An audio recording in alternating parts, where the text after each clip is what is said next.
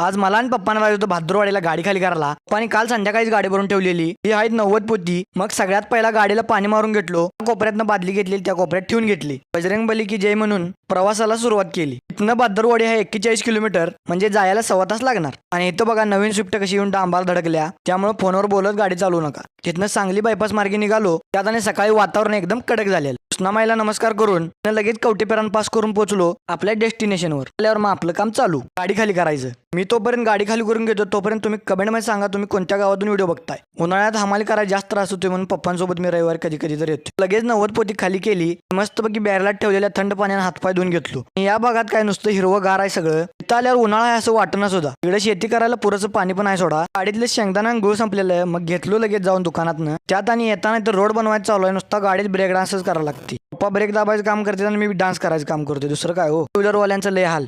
toll नाक्यावरनं हार घेतलो गणपती बाप्पा